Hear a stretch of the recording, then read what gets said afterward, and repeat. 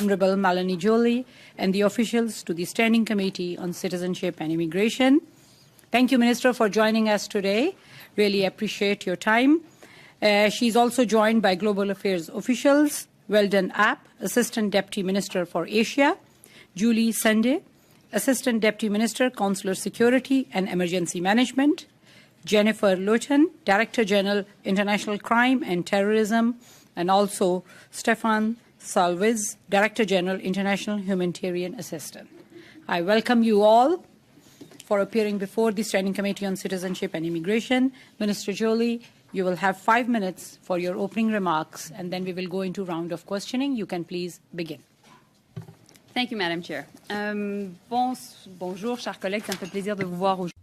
Hello, colleagues. I'm delighted to see you today.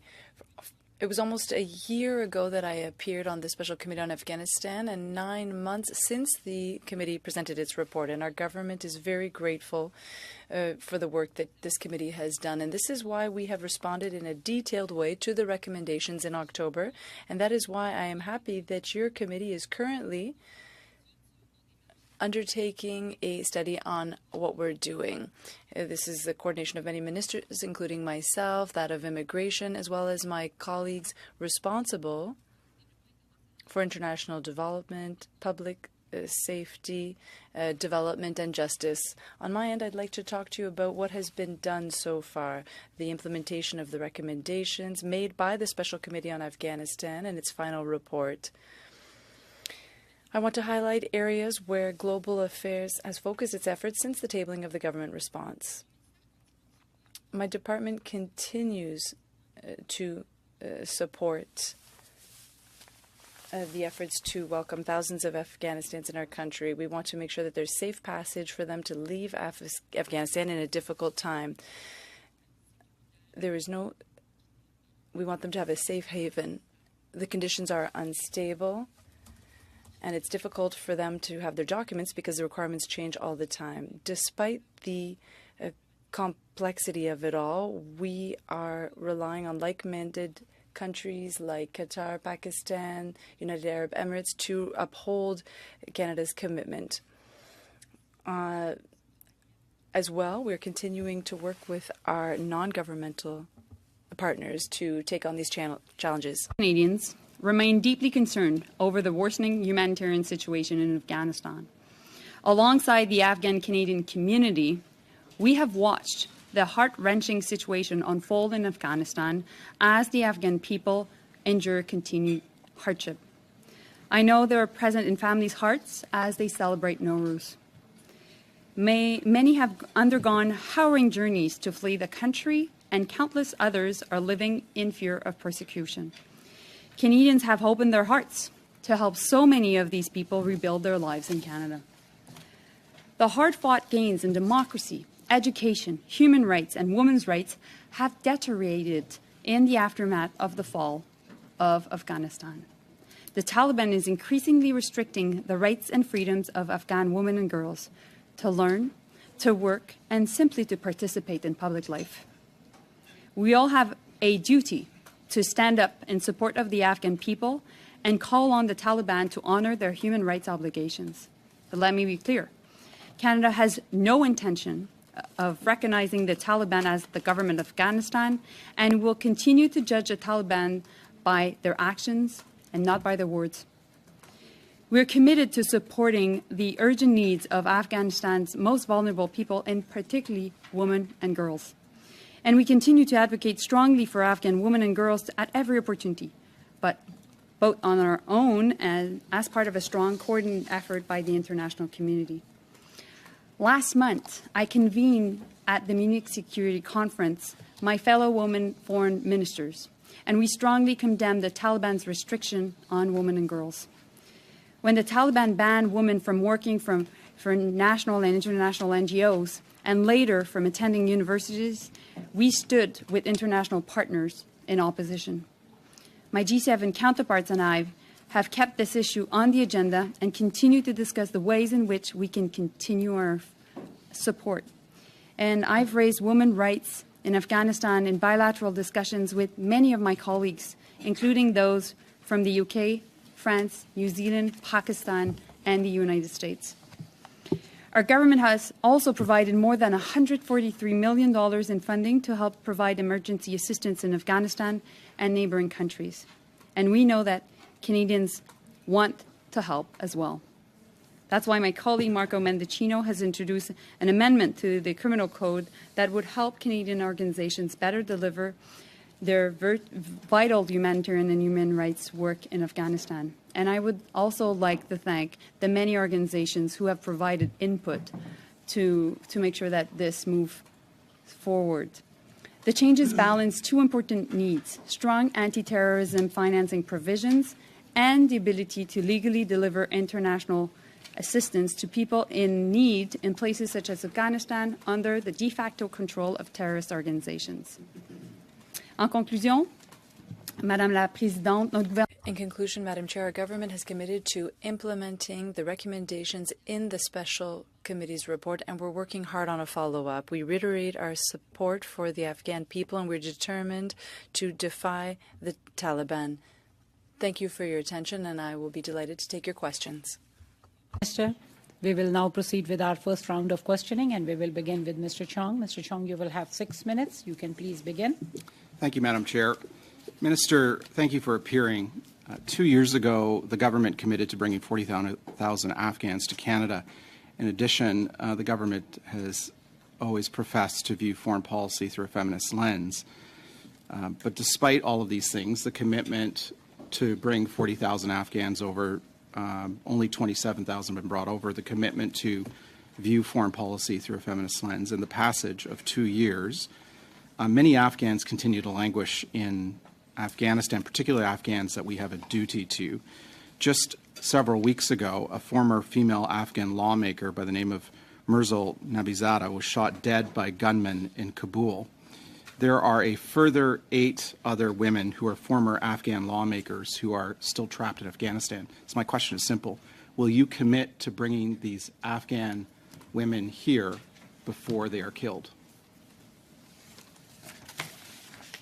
Thank you, Madam Chair, and thank you, dear colleague, for your question. First and foremost, of course, we remain extremely preoccupied by the security situation in Afghanistan. And we've been committing and making sure that we achieve the 40,000 Afghan refugees target. At this point, as you know, we're nearly at 30,000. Again, and last night, more than 360 Afghans landed in Canada from Pakistan. So we will continue to make sure that we are able to get these Afghan people to Canada. And at the same time, I would say, dear colleague and dear Michael, that my job is to make sure that I can work also with third countries, in the sense that my job is to reach out to Pakistan and work with them, work with the UAE, work with Qatar, to help facilitate the arrival of these Afghan people to Canada. Thank you. I have another question, and it relates to the evacuation of Kabul in 2021. Your department is the lead entity. How would you assess your department's performance in the evacuation operation that took place in August of 2021? Well, listen, I can turn back the clock. And I commend public servants that work very hard at the time, 24/7. I think we learn a lot from what happened. And under my watch, we were able to get more funding for consular affairs, $100 million over 6 years. And we also got funding to establish a very important crisis unit to deal with this issue. Well, Minister, that assessment is not. The department seems to, and the government's view is that everything went really well during that evacuation. In fact, I quote from the government's response to the Special Committee on Afghanistan's report, quote, "With respect to the crisis in Afghanistan, the Department of National Defence, the Canadian Armed Forces, established an effective and efficient work relationship with Global Affairs Canada and Immigration, Refugees and Citizenship, which allowed for the safe evacuation of nearly 3,700 evacuees from Kabul." That assessment is troubling because it is wrong. We heard from dozens of witnesses who said the evacuation from Kabul was an uncoordinated mess. You know, Major General Dean Miller indicated, retired Major General Dean Miller indicated that bureaucracy at Immigration Canada and leadership coordination issues made it very difficult for the Afghan Strategic Evacuation Team to support and assist the mission. Wendy Long, who is the head of director of Afghan Canadian Interpreters, said, quote, in reference to the IRCC, Global Affairs Canada, and the Department of National Defence, quote, all have to work effectively there, and that's not what was happening all along. There was no effective partnership. They were not looking at it as a mission that all three entities should have been taking part in for the end goal of getting our people to Canada, end quote. And so it's troubling that the government views the evacuation and the interdepartmental coordination as a success when the facts say otherwise. It's also not supported by the fact that we evacuated far fewer people proportionately than did our allies. We evacuated 3,700 people to the end of August of that year. The United States evacuated 122,000 people. The United Kingdom evacuated 10,000 people, 15,000 people. On a pro rata basis, by U.S. standards, we should have evacuated 12,000 people. We evacuated 3,700. By UK standards, we should have evacuated 10,000 people. We evacuated 3,700. So I guess my point is, if the department and the government are not willing to acknowledge that the evacuation from Kabul and from Afghanistan in general was a disaster, then in future crises, nothing's going to change, and we're going to continue to repeat the same kind of mistakes. Thank you for your question. It's a very relevant question. I think that, as I mentioned to your former answer, is we learned a lot from what happened at the time in Afghanistan. And based on that, we have been dealing also with very difficult situations since then. And we've been able to draw some lessons from what happened and to always better react. And I think, you know, nobody is perfect around this table. And I think we can always do a better job. And so that's what we've been committed to do. But to get there, we needed to have the right resources. And that's why I'm pleased that in the last budget we got more funding. And I think also, we have to all remind ourselves that at the time, CAF members had left since many years Kabul, which was not necessarily the case for our allies, who had more military assets and resources on the ground at the time. So all that to say, I think your work is important because that's what you're doing. You're shedding light on what happened and how can we make sure that things go better going forward. Thank you, Minister. We will now proceed to Mr. Dhaliwal. Mr. Dhaliwal, floor is yours. You can please begin. You will have 6 minutes. Thank you, Madam Chair. Madam Chair, first of all, I would love to commend and thank the Honourable Minister for all the hard work that she does and her accessibility and willingness to have conversations on issues that matter most to Canadians. Thank you. Thank you, Minister. Thank you. Appreciate it. Minister, your emphasis in the statement was on Afghan women and girls, and of course, Mr. Chong touched that subject as well. I'm sure it's very near and dear to all of us as committee members, because during the Special Committee on Afghanistan, we heard the same troubling story. You know, witnesses came, their testimony, showed and that what's happening to women and girls in Afghanistan. At that time, there was reports that schools were being closed, women could not travel without a male escort, the school curriculums were all based on religious and no academics. I would like to hear from you, Minister, what are some of the things Canada is doing to address this? Thank you, dear colleague. Thank you for this important question. Listen, I think that to say that the situation of women and girls in Afghanistan is dire is an understatement. And I know that all of you have been preoccupied with this, raised this, and it's been also a top priority. Meanwhile, there's been so many crises in the world that we need to continue to shed light on what's going on in Afghanistan. Because if we don't, and if we don't continue to inform the Canadian public about this, we will not be able to actually make sure that the people outside of Afghanistan are aware of what's going on. And when I was at the UN in New York recently with Secretary General Guterres, we talked about it. We invested nearly $150 million to support women and girls in Afghanistan. Recently, our colleague, Minister Sajjan, has been laser focused on this. And at the same time, we need to make sure that we continue to help the organizations that are providing that help. So because of our legislation and the criminal code dispositions, as of now, we've been working through the UN and the Red Cross.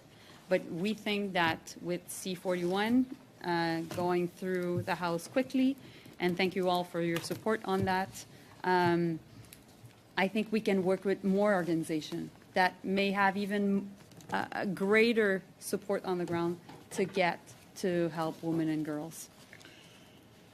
You mentioned Bill C-41, which is recently introduced by the government and Yeah. supported by all of us here. This legislation would alter some of the terrorism provisions in that legislation, which have blocked Canadian humanitarian agencies and people to go and help people in Afghanistan.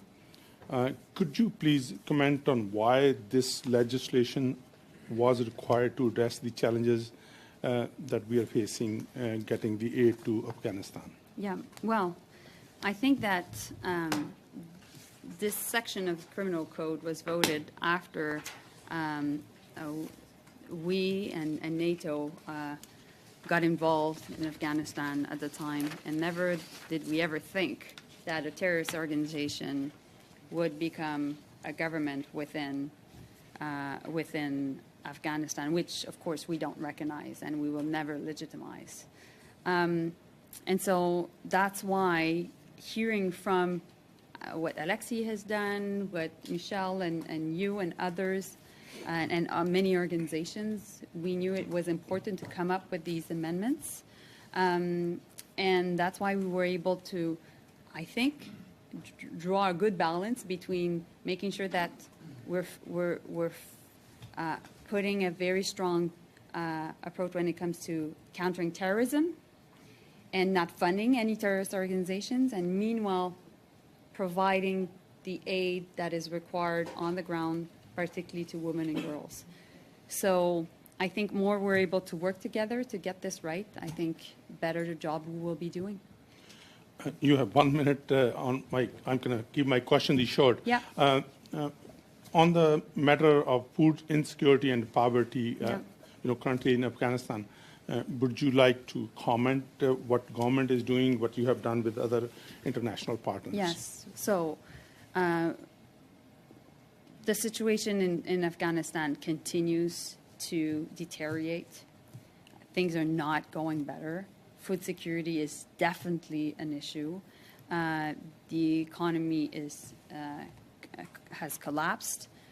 People are living in extreme poverty, and many of them are going to other countries and fleeing the situation, which is completely intolerable. So our goal has been to work with the UN and particularly with the World Food Program to help also get the funding through to people on the ground in Afghanistan.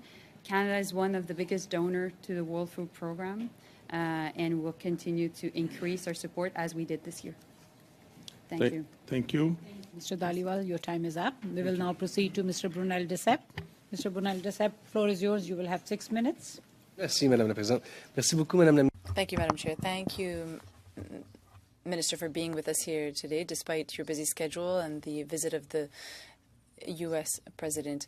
I talked a lot about C-41. It was my key file on Afghanistan, and you yourself had testified publicly saying that the provisions in the criminal code restricted our Canadian humanitarian aid in Afghanistan. And it took a year, almost to the day, since I tabled that bill, which was debated by your government, and all ministers were in agreement with what happened in committee. But you had to get the approval of the Minister of Immigration. In some cases, Foreign Affairs, your approval, and on top of approval from, and as well, approval from Minister of Public Safety. So 3 departments around C41 for NGOs. Do you not think that it might be a long time before NGOs can get the necessary authorizations? How much time, in fact, do you think it will take for them to get those permissions? Thank you. Well, this is similar to the question my colleague asked me. How can we reach a balance? The idea is to continue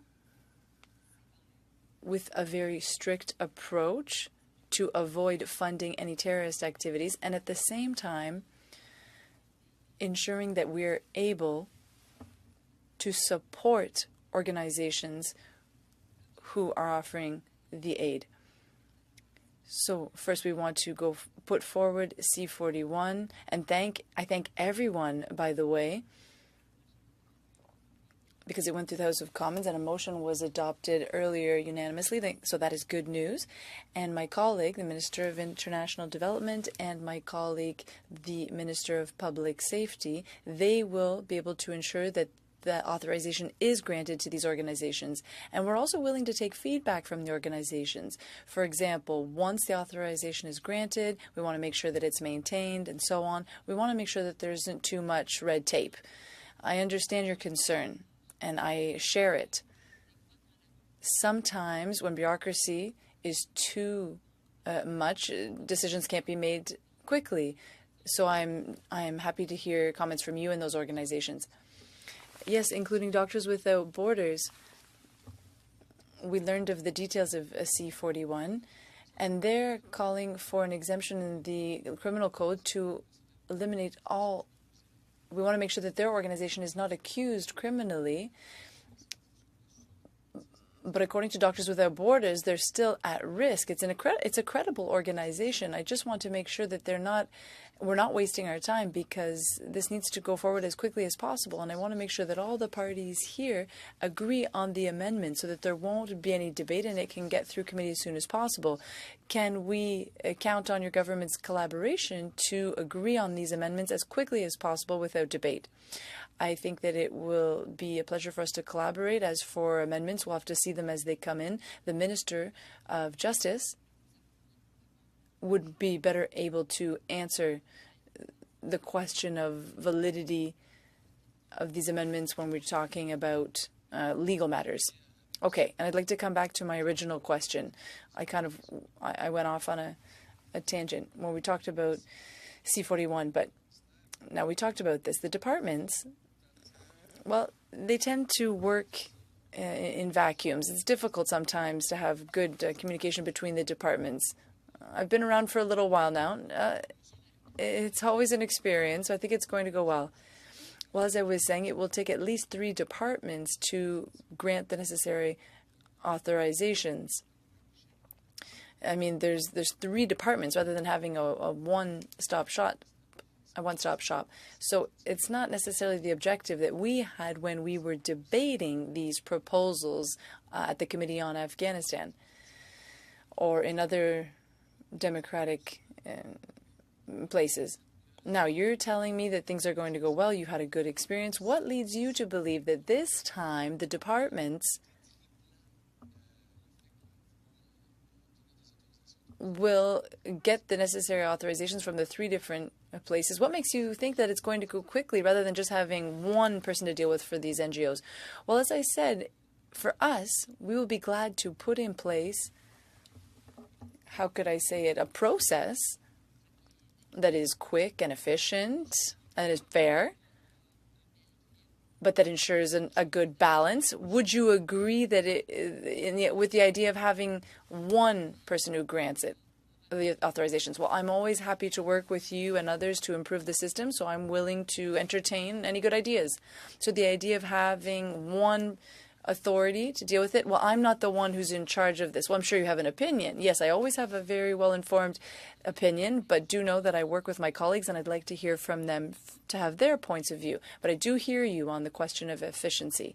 And a number of organizations who already have expertise, who have already worked in Afghanistan, and in fact, the goal is to allow them to keep working. Well, that's exactly what I'm after with this proposal. Well, then, and so what I'm saying is that these people are familiar with this situation. Well, I would be glad to. If you recommend it, well, I'd be glad to react to that. The UN had, I think I'm going over time. Is that right, Madam Chair? 6 seconds. Thank you very much for being there. Sound like it's better every day. Request all the members of the committee to, if you are asking a question, please allow the minister to answer. Give her the opportunity to answer the question. We will now proceed to Ms. Kwan. Ms. Kwan, you will have 6 minutes. You can please begin. Thank you very much, Madam Chair, and thank you to the Minister and her officials for being here today. In the Minister's introduction, she talked about the laws that needed to be changed. So the bill has been introduced, and per the recommendation number 11 from the Afghanistan Special Committee, that calls for the government to review the anti-terrorism financing provisions under the Criminal Code and urgently take any legislative steps necessary to ensure these provisions do not unduly restrict legitimate humanitarian action that complies with international humanitarian principles and law. Yep. Doctors Without Border has raised a concern, and that they do not support the changes that's been tabled by the government, and they're encouraging the government to instead enact a full humanitarian exemption as recommended by the committee. And they're saying that the idea that someone could be charged with a crime for providing medical care to a patient in a hospital in a conflict is ridiculous and out of step with the international humanitarian law that explicitly prohibits punishing a person for upholding medical ethics. The legislation proposed by Canada today requires humanitarian organizations to seek permission from the Canadian government before we send medical staff to respond to some humanitarian crisis. What happens if they say no? Do we walk away from maternity hospitals or primary health clinics? The Geneva Conventions and international humanitarian law clearly state the countries have an obligation to facilitate the delivery of humanitarian assistance and a duty to not criminalize the work performed according to medical ethics. Yet that's exactly what this legislation does. And that's a quote from Jason Nickerson, humanitarian representative to Canada, Doctors Without Border. So I guess my question to the minister is this: why didn't the government put in the full humanitarian exemption? So this is a bit the question that Alexei was asking me just before, and dear colleague Jenny. So our goal was to make sure that we could balance a question of having a strong stance and not fund any form of terrorist organizations, and meanwhile making sure that we could support humanitarian aid in Afghanistan. Now, like we did during the Afghanistan study, if you and this committee have good recommendations to make, we will obviously study them. And we want to work with humanitarian organizations because we want this to work. Of course we value Doctors Without Borders. This is an organization that in my home province is well known, and we will continue to make sure that we can support them, that they can benefit from Canada's humanitarian aid, and at the same time that they can help in dire circumstances the very Afghan people that need their support. And at the same time, while I'm saying that to you, my colleague, the Minister of International Development, is the one that could go much more into the details of this, but he will have obviously my full support. Thank you, Minister. The whole Afghanistan issue is the government of whole endeavor.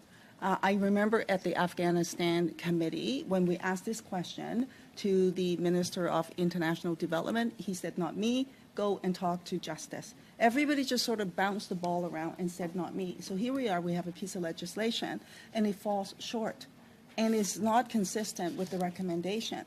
So I guess the takeaway here, which I think I'm happy to hear in part, is this: maybe the government is open for amendments to look and see how we can adjust this. Because for Doctors Without Border, they're clearly saying that this is not going to work. And if it's not going to work, then we need to do better. And we're already slow to the game, truth be told. And many people who needed aid and help, Canada was not there. And other countries made it. So I'm going to park it there, but I do want to flag it. And I think that organizations and NGOs also flagged to say that consultation was not actually done very well with all of this time that's passed, and they also flagged that concern. We'll have more time to get to it when the legislation gets into committee stage for debate, I am sure. I want to turn a minute to the issue around Afghans who's been left behind. And there are many who's worked for GAC, and there are many who's been supported by GAC, funded by the Canadian government. These are NGOs and particularly organizations who supported women, fighting for women's rights, democracy, and they've been left behind. This arbitrary number of the 40,000 came from I don't know where. Will the minister support lifting that arbitrary number so more of the people who actually participated, worked with Canada, can actually get to safety? So a couple of things. So just to finish off the last point, we've been providing help to Afghan people by $150 million. So it's not as if we didn't do anything. We have done, and we will do more. So that's one point. On the question of amendments, Jenny, we're always open to see what can be done. And we value your work, and you can always count on me to have good discussions to improve legislation. And I think it showed that, the Minister of Justice, the Minister of International Development, and the Minister also of Public Safety did this announcement together. So it shows how much there's been coordination amongst the three of them. Now, on the question of Afghan people wanting to come to Canada, I think 40,000 is a big number and an ambitious target. But I think it's important that we achieve that target.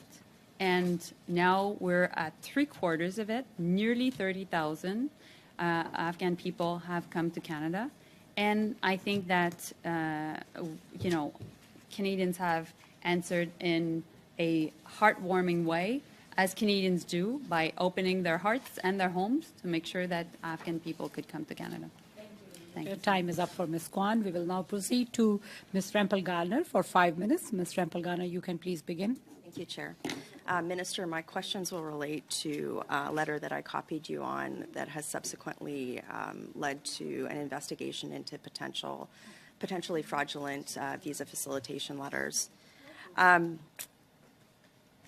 an email, in Senator McFedrin's recent federal court affidavit, she states that an email sent by Mr. George Young, who is the former chief of staff to your former colleague, to this email that was sent to Senator McFedrin, stated that that Mr. Young sent a facilitation letter to Senator McFedrin that was received from, quote, a colleague at GAC. Do you know who in your department sent that letter to Mr. Young? I'm sorry, I'm not privy to that information. And also, as you know, dear colleague Michelle, this is under investigation, so I'm not able to answer this specific question. When you say that you're not privy to this information, has your department made any effort to look into who sent that email to Mr. Young? Like I mentioned, because it's under investigation, I can't answer your question. In the minister's response to me that was sent on July 26th, he mentioned that IRCC had undertaken an internal investigation into the matter. Did your department undertake an internal investigation as well? We are definitely working on making sure that we participate to the investigation. Did you take an internal investigation into the matter? So all the steps linked to the investigations have been taken. Have you attempted to find out who sent that letter to Mr. Young? Like I said, I can't comment because there's an investigation. And you pretty much asked me that question 3 questions ago. So part of Senator McFedrin's affidavit in federal court, I'll read it, it's point 30, it says, it was clear to me from our exchanges that Mr. Young, with the approval of Mr. Unick, and I believe she's referring to Mr. Oz Unick, I might be saying the name wrong, he was former policy advisor in GAC in the minister's office, he's now advisor in the PMO, had delegated authority to myself and Ms. Robinson, who is a consultant working on this, to insert names of persons already discussed and to add new names to the visa facilitation letter template. This flexible and pragmatic approach made sense. Would a minister's office policy advisor have the authority to delegate such authority to a sitting senator? I won't get into the specific facts, but when it comes to letter facilitation letters, I have my ADM for consular services that can answer you what we do and what we did in terms of It's just a facilitation. simple question. Would a minister's office policy advisor have the authority to delegate in such a way that's described in the affidavit? Like I mentioned, because you're referring to the affidavit, obviously I can't comment because it's under investigation, but what I can tell you is that GAC indeed issued facilitation letters during the fall of Kabul to make sure that Afghans that had linked to Canada, and particularly Canadian Afghans, could get through checkpoints. Did GAC delegate authority to anyone outside of GAC for the purpose of issuing these letters? And as you know, I was not the minister at the time, so I would not have that information. Have you made any attempt to find out that information? Because there is the investigation undergoing, of course, we're participating to the investigation. I'll direct it to Ms. Sunday then. Did anyone in the in GAC delegate authority? So our authorities, of course, fall under the consular mandate. So when we were issuing letters of facilitation, which are a tool that we would sometimes use in a crisis scenario, these would be for Canadian citizens, permanent residents, and their family members only. So in terms of individuals we provided these letters to, it was to resolve the very difficult situation at Taliban checkpoints. Did you delegate authority to any other persons outside of GAC to do that? Thank you. No. That's all I wanted to hear. With the time I have left, Ms. Minister, in your opening remarks, you said you had learned a lot in the situation. Would you say that one of the learnings was to not call an unnecessary federal election at a time when a country was falling to a hostile terrorist group and we had a lot of thousands of Canadians that we didn't have a plan to evacuate? Would you say that was a learning? Would you characterize that as a learning? I think that when the fall of Kabul happened, all of us across the country were working to find ways to help Afghans to come to Canada. Did the federal election hinder? Definitely part of. Yes. Time is up for Ms. Rempel Gardner. We will now proceed to Mr. Al-Khouri. Mr. Al-Khouri, you will have 5 minutes. You can please begin. Merci, Madame la Présidente. Merci, Madame la Ministre. Thank you, Madam Chair. Thank you, Minister, for your presence, and thank you for all the work you do internationally. As the leader of our diplomacy, we know that that helps a lot to provide Canada with a positive image.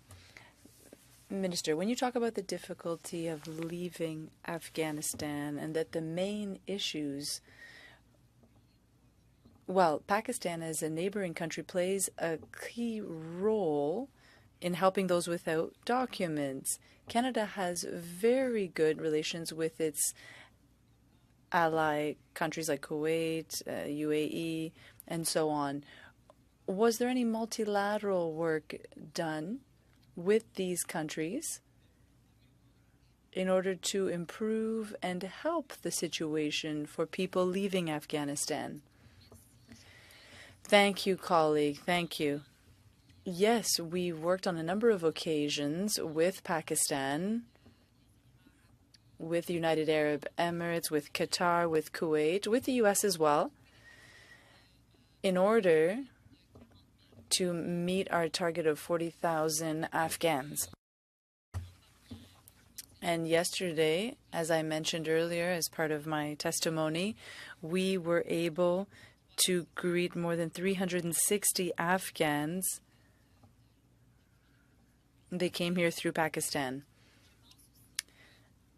I also believe that it's one thing to work on matters of immigration and safe passage, but it's another thing, diplomatically, to work with colleagues to ensure that the question of Afghanistan continues to be an important point on the international agenda, which is a very busy one, because we also have the illegal invasion and unjustified invasion of Ukraine. There are tensions in the Indo-Pacific region. There are some very serious humanitarian crises in Africa. And then there's Venezuela, Haiti, and others. So our objective is to speak out against the Taliban every chance we get, and to work with other colleagues. In particular, the forum I prefer is that of female ministers of foreign affairs, because we are able to raise issues that are of concern to us.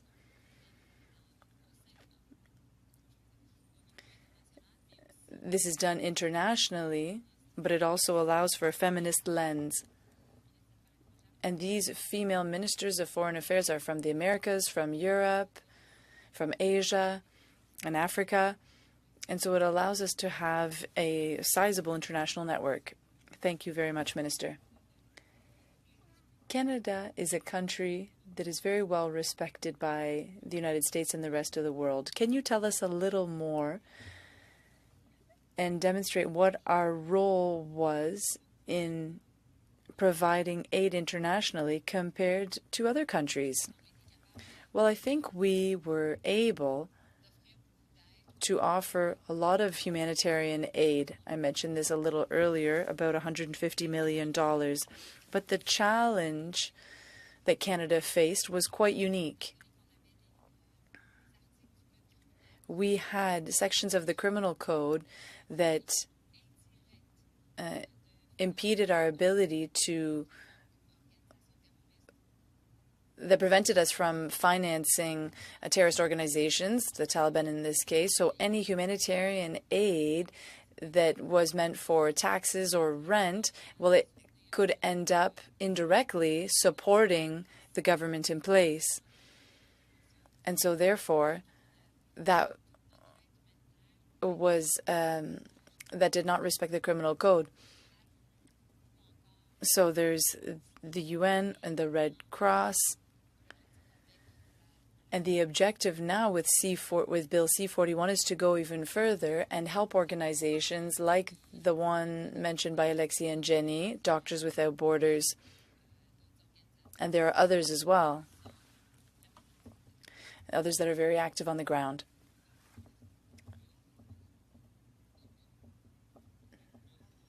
Madam Minister, during our study, there were a lot of people asking questions and giving examples. They said, why can't you do with the Afghans what you did with Syrians? But they don't know that it was much easier with Syrians because the documents were registered with the UN and they were prepared, and that facilitated our work. Could you give us an idea of this, please? Thank you, Faisal. I think that's a very good question. At the time, I was minister, not yet of Foreign Affairs, but I was minister, and I was part of a group of ministers that were coordinating the response to get 160,000 Syrians to Canada, and I'll be happy to continue on that later. Your time is up, Mr. El-Khoury. We will now proceed to Mr. Brunel Desaib for 2.5 minutes. Mr. Brunel Desaib. Merci, Madame la Présidente. Thank you, Madam Chair. I'll have a question that I'm very interested in. You're, with reason, and I congratulate you and I thank you for the work on human rights and the Taliban. It's important to stand up to them, and it's important to do this at every opportunity. I see other human rights violations in other places, and I want to ask, is the help of the Qatar authorities on a diplomatic front, well, we know that Qataris help the government of Canada get their message across to the Taliban. Is the aid they offer, is that the reason why the government of Canada has never spoken out against human rights violations in Qatar, especially when you had the opportunity at the last World Cup? Is that why you never condemned those human rights violations in Qatar? Well, I apologize, dear colleague, but we always raise matters of human rights violations in our international relations. That's part of our policy in Canada, and that's been the case for decades. So you would be willing to speak out against those violations in Qatar right now? Every time I have discussions with my colleagues, bilaterally or multilaterally, I always raise matters of human rights. Well, I would invite you to do so right now because we're in public here. Well, it goes without saying that we raise matters of human rights, and we also work with the government of Qatar to, first of all, Qatar is a NATO partner. All NATO partners work with Qatar, and Qatar works with us to bring Afghan refugees here. So I think we can do both. I think we can communicate diplomatically. That's what Canada does to meet our objectives. And since our foreign policy is based on values like that of defending human rights, we do raise those matters. Well, at this point then, well, you just said that you would do what I said. So you are able to publicly denounce or condemn human rights violations in Qatar because they're a NATO ally and because you have relations with Qatar. So you're not able to condemn the human rights violations that took place in Qatar given the regime in place now. No, I'm saying we do have concerns. Well, do you condemn the human rights violations in Qatar?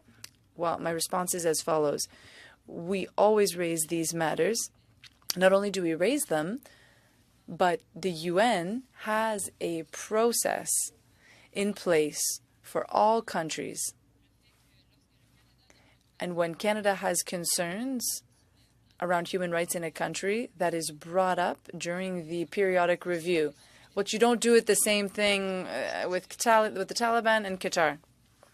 We do it for Qatar and for other countries. So I responded clearly. Well, that's two different things. See to Ms. Kwan. Ms. Kwan, you will have 2.5 minutes. You can please begin. I guess I'd like to turn to the issue around helping to get people out of Afghanistan. Many people are stuck. I maintain that the government needs to lift the arbitrary quota, and there are many people who were funded by GAC, funded by the Canadian government, who's been left behind. I literally have upon spreadsheets of people who follow the government's instructions to try to get an application, to get a referral, and could not do so, in a dire situation right now. I'm going to set that aside for a minute.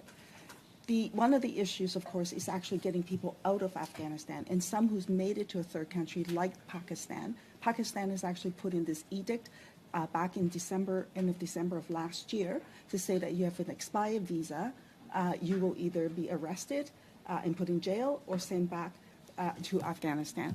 So from this perspective, from the Ministry of Foreign Affairs and the work that the minister is doing and her officials, what is the minister doing and her department's doing in working with these third countries to allow for people to get out? Because if they don't have a valid visa, they're not going to get that exit visa as well. What work is being done to alleviate that problem?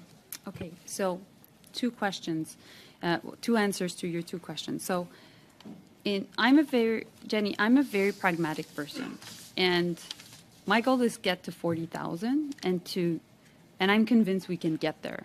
And then if more work needs to be done, we will do more work. And I will work with my colleague Minister of Immigration to see what can be done, because indeed, to your point, the situation in Afghanistan will continue to be dire. The second answer to my question is, and I think your question is very relevant, the issue right now in Afghanistan is a really difficult country in which we can operate. We don't have an ambassador right now. There's nobody at our embassy. And so the issue we have is indeed safe travel, safe passage. So that's exactly what I do when I deal with Pakistan, when I deal with Qatar, when I deal with the UAE, and when I deal with Kuwait, is how can we make sure that Afghans leaving Afghanistan and that have an opportunity to come to Canada can be coming to Canada. And so that's my job, and that's what I do. Thank you, Ms. Kwan. Your time is up. We will now proceed to Mr. Chong, MP Chong. MP Chong, you will have 5 minutes. You can please begin. Thank you, Madam Chair. I'd like to follow up with my colleague, Madame Rampel-Garner's question. In your answer to her, Minister, you indicated that you weren't able to respond to her questions because it was under investigation. Are you referring to the civil case in front of federal court, or are you referring to another investigation that is going on? I'm referring to the civil case. Okay, thank you. And I'm referring also to the fact that internally there is an investigation. Okay, so there is an internal investigation going on at Global Affairs Canada. Okay, since that's not... in order to answer the civil case investigation, of course, immigration and Global Affairs are participating and doing their own investigation. You get my point. Okay. Thank you for clarifying that. When will the results of that investigation be complete? It's linked to the civil case. Okay, so it's not a separate investigation from the case in front of federal court? It's part of what is what is happening right now so it's tied to the federal... Our dear colleague shed light on the issue. Yeah, it's tied to the federal court case. It's not a separate independent investigation. I wouldn't say, maybe it's a lawyer in me, but it's not technically a civil case. It's much more administrative law case. Yeah. Yes, okay. Thank you for that answer. I just want to go back to the lessons learned, which is really what we're meeting about today. The lessons learned from the fall of Kabul, the evacuation of Afghanistan. You know, I'm astonished that the government, in its response to recommendation 2 of our committee's report,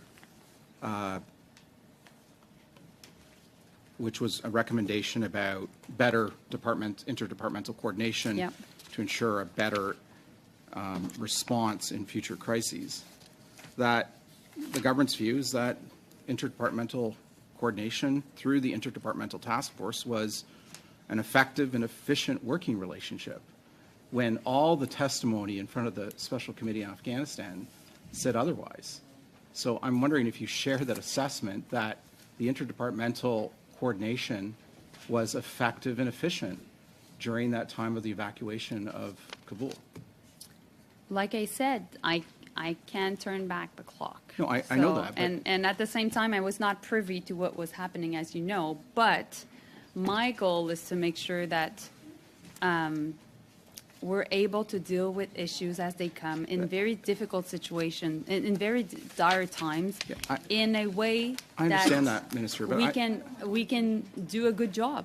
I understand that, but if we're not willing to admit to our mistakes, then we cannot improve. Well, listen, I think, no, Michael, I'm not seeing it in that sense, in the sense that, listen, it was a messy situation. It was. On the ground, it was. It was the case for all NATO allies. And, of course, we could have made sure that we were working on 24/7 on this. Okay. And, you know, as an MP, I don't know if you were like me, but we were sending names. Okay. And we wanted to make sure that these Afghan people could get out of Kabul.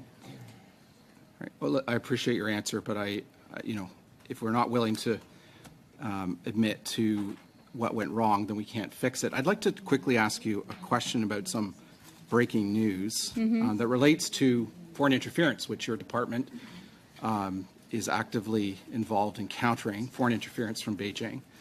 Global News has reported that one of the members of the Liberal caucus secretly advised a Chinese diplomat in early 2021 to delay freeing the 2 Michaels.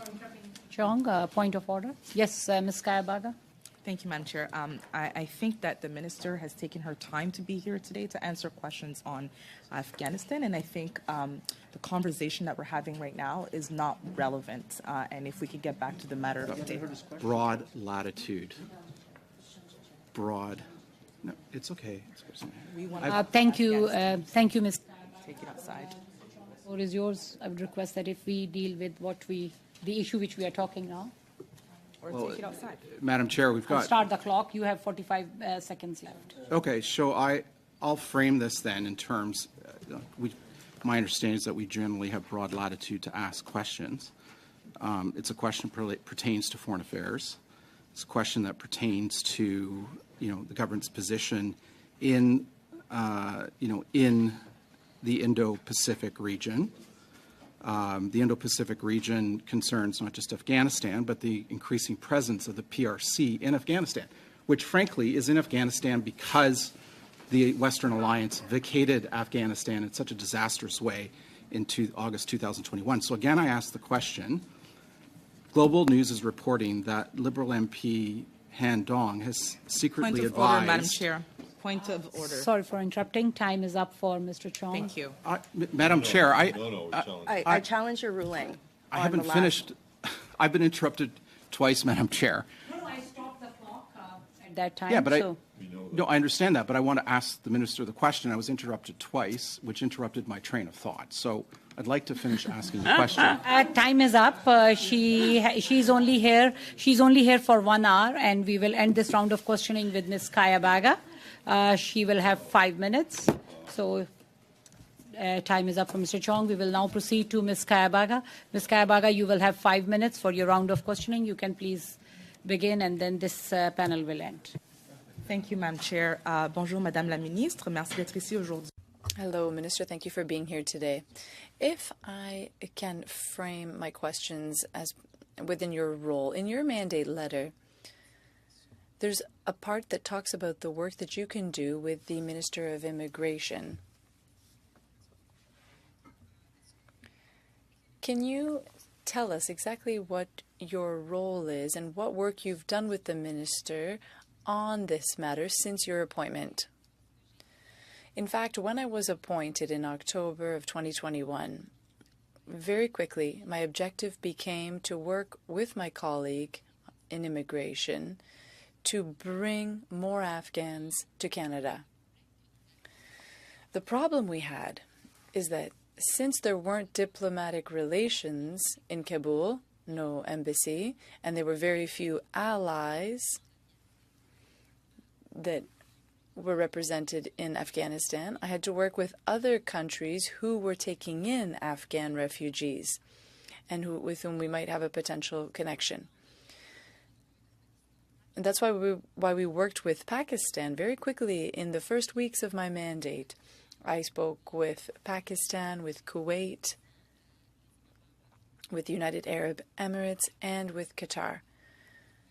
The goal was to find ways to get Afghans here and to attain that objective of 40,000 Afghans. There was a very good question because somebody asked, what's the difference between Syria and Afghanistan? When we worked with Syria, we worked with the UN. They had refugee camps in Lebanon and in Jordan and in Turkey. We worked with the UN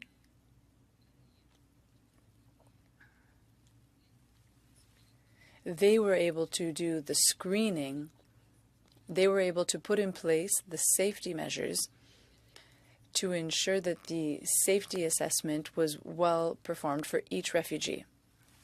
We weren't able to work in the same way in this case when it came to Afghanistan, and that's because there weren't organized refugee camps. It wasn't the same, and so this was a logistics problem, and my colleague, Mr. Fraser, was faced with this, and myself as well. And this is also why I worked with the Americans. They had a number of Afghans on their different military bases, and they wanted to bring them over. And so each week, each month, there were Afghan refugees coming over, and they were coming from different countries with whom I was in contact since I had been appointed. I very much appreciate your response. Madam Minister, if I may, I'd like to ask the following question in English. For women in Afghanistan, whom I have worked with closely for my riding. In your capacity as the Foreign Affairs Minister, I've been watching, and I'm sure many people across the country have been seeing your leadership in a foreign policy, feminist policy with the G7 leaders. And this group of women is really focused on working and supporting Afghan girls to continue their education. And they've used every tool possible to be able to support Canadian women, supporting women in Afghanistan, and they're talking about using technology to make sure that girls continue to educate themselves in a safe way. They're talking about creating spaces where Afghan women can continue to sort of digest what the Taliban regime has done to them. In your conversations with other foreign affairs ministers, are you able to talk about some of the innovative ways that we can continue to support Afghan women and girls who need to continue to have their education? And as we continue to see the erasure of women in Afghanistan, what kinds of conversations are you having with your counterparts on this specific subject? I've had many conversations with my counterpart, particularly my German counterpart, to find ways how could we help the schooling of girls, how could we impose conditions also on our aid, how could also we work with the EU on having also a better coordinated approach with them when it comes to humanitarian assistance, and supported obviously by Minister Sajjan. And at the end of the day, right now, the best way for Canada to actually provide help is through C-41. And at the same time, I think the best way is to make sure that we work with the UN. And nobody has asked me the question, which I'm surprised, but what is shocking about humanitarian aid in Afghanistan is the fact that women, part of international NGOs, cannot be working in Afghanistan. Yes. And so we have pushed back heavily on this, and will continue to do so. Sorry for interrupting. Time is up for Ms. Thank you, Kayabaga. And with that, this first panel comes to an end. On behalf of all the members of this committee, Minister, I really want to thank you for taking out the time out of your busy schedule. So I will thank you once again and suspend the meeting for 2-3 minutes so that we can allow one additional member to take the seat. So the meeting is suspended.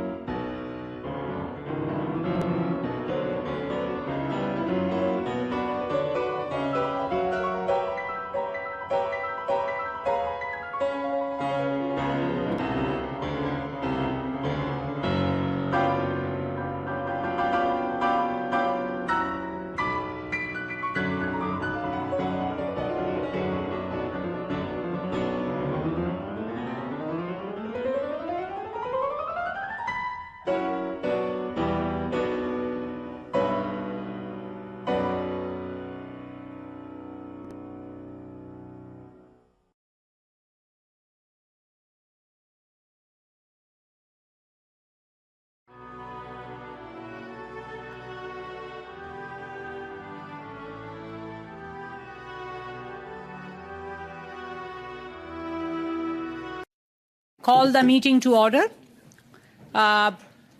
We have the officials with us for the next 50 minutes. In this panel, in addition to the previous officials, we are joined by Christopher Gibbons, Executive Director for Afghanistan and Pakistan. So welcome, Mr. Gibbons. We will go straight into the round of questioning, and we will begin with Mr. MP Chong. MP Chong, you will have 6 minutes. You can please begin. Thank you, Madam Chair, and I hope I won't be interrupted this time. Having been here 19 years, I don't interrupt other members when they're using their time to intervene, and my experience on committee has been there's often been a wide latitude given to members questioning ministers in front of committee, and I hope I would be accorded the same courtesy in the future. I want to go back to this question I was asking the minister about Afghanistan. I believe that, and I think many people who follow this file believe that the way Canada left Afghanistan in August of 2021 was a disaster that will harm our interests for years to come. And to be fair, the way the Western Alliance, the way our allies left Afghanistan was part of that disaster. They too failed to leave Afghanistan in a way that upheld our values and our interests. But I think we did particularly poorly in leaving Afghanistan, and I highlighted when the minister was in front of committee about the testimony we heard in front of the Special Committee in Afghanistan about how uncoordinated the Government of Canada's response was. But it also is borne out by the fact that we evacuated disproportionately fewer people than did our closest allies. The U.S. evacuated 122,000 persons in the period to the end of August of 2021. The United Kingdom evacuated 15,000 persons. Proportionally, that would suggest that we should have evacuated somewhere between 10 and 12,000 people, and yet we evacuated 3,700 people. And it's part of a broader pattern, I believe, of an inability for the whole of government to execute when it comes to important files and important crises.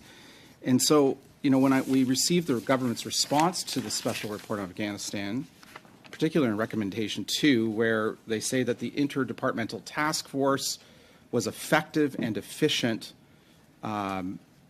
established an effective and efficient working relationship amongst all the departments during the crisis, it just seems completely at odds with what the special committee heard. And so I guess my first question is, what is your assessment of how the Government of Canada evacuated and managed the evacuation, and particularly the department, during that time? Madam Chair, if I might, I'll start off the top and then turn to my colleague Julie Sunday to supplement. But if I might, just thank you for the question. I think it's a very important question. It's a question that obviously partner departments and Global Affairs Canada have asked, posed, and in after-action review undertook to respond not only to internal review but also to the recommendations that came forward from the really important work of this committee. And I think, as the Minister mentioned earlier, carry forward new investments in capacity to do better, to have better capacity not only to respond but to coordinate. And I think that, the fact is that, as the Minister mentioned, and to get to the premise of some of your earlier comments, the situation was messy. It had its own unique characteristics. Canada was in a different position than some of our allies with respect to assets on the ground. So just to speak to the comparability of how we did, I think all of those are valid questions, and all of those have factored into how do we analyze, assess, and look at how we work going forward. But I think at the same time, some of the situation, some of the sort of the specifics of the situation, we hope will never obtain in the same way. So it's about the capacity to be able to move more nimbly. And I think the government's response to Recommendation 2 was to partially to agree the premise, but to look at the toolkit that the existing Act already provides us to work with. Was part of our inability to respond at the time related to our underfunding of our armed forces? You know, is that part of the problem, that we don't have enough Globe Masters, Royal Canadian Air Force personnel, other military personnel to have affected that evacuation in the same way that the United States and the United Kingdom did? Madam Chair, I, with respect, believe that question could only competently be answered by the Department of Defense. I think that's an important question, but I don't feel we're in a position to. You're the lead department, right? Like you're the lead department responsible for the evacuation. Surely in the after action reports, there would have been an analysis of where the gaps were, not just in global affairs, but amongst the other departments. I guess, Madam Chair, my comment from the lead department on this would be that we are prepared to respond to very diverse situations around the world, and Julie can speak to that, but that will always involve a combination of tools. It's next to impossible, very unlikely that one will always have the toolkit one would want at a given point in time. And if we look at the evacuation from Lebanon a few years back, we saw a very active approach using charter planes. You mentioned additional resources have been put in place. What sort of resources? Julie, do you want to speak to that? Thanks, Madam Chair. So, you know, absolutely, like every emergency is an opportunity to learn how to improve how we deal with emergencies. And Afghanistan was no exception to that. One of the key sort of funding decisions in the fall economic update is that there are new resources for consular. And sorry for interrupting, Ms. Sunday. Like, time is up for Mr. Chong. You will get an opportunity in the second round. We will now proceed to MP Ali. MP Ali, you will have 6 minutes. You can please begin. Thank you, Madam Chair. Thanks to the witnesses for being here to share their information and expertise with us today. Could you tell the committee about the mechanism that is in place for coordination between Global Affairs Canada and Immigration, Refugee, and Citizenship Canada, both at the ministry level and locally on the ground with respect to the Afghan situation? So thanks, Madam Chair. I can speak to what's in place during a crisis, which is that Global Affairs Canada, as the lead department for international emergencies, will establish an interdepartmental task force. And so this would have all the relevant departments at the table. And in the case of Afghanistan, we met daily. This started, early July, and it went into November. I mean, it was a very, very long task force from an emergency management perspective. During the actual sort of crisis in August, we actually had IRCC, we had D&D, we had others embedded in our emergency response team at Global Affairs Canada. So we have a whole room, a situation room, that everybody's working collaboratively in. One of the big challenges with this was the velocity that the crisis hit. We had been, of course, contingency planning for a long period of time. And at the peak, the intensity of the requests we were getting was really significant. I mean, for our part, we have an emergency watch response center that is operating 24/7. At the peak of the emergency, we were getting 70,000 emails a day. So while we had 200 staff in our operations center, it was very challenging that week. That said, the linkages between IRCC, D&D, Global Affairs were certainly forged in the lead up to the crisis and remained in place after. As it transitioned, the phase right after the air bridge was really one where we were focused on doing our best to get Canadian citizens out, working collaboratively with Qatar, with other partners to do that. And then it quickly moved into a phase that was very focused on the CIMMS program. And my colleague here, Weldon's team, was very actively engaged in bilateral discussions with key partners in Doha and the UAE and others to be able to facilitate ways to get out. And again, very challenging. Documentation was a huge issue, has been a huge issue throughout the crisis. So we have all been working collaboratively to resolve these situations. Thank you. Thank you. And how are Canadian consular services in countries neighboring Afghanistan operating to help the large number of displaced Afghans? Thank you. I mean, this is an excellent question.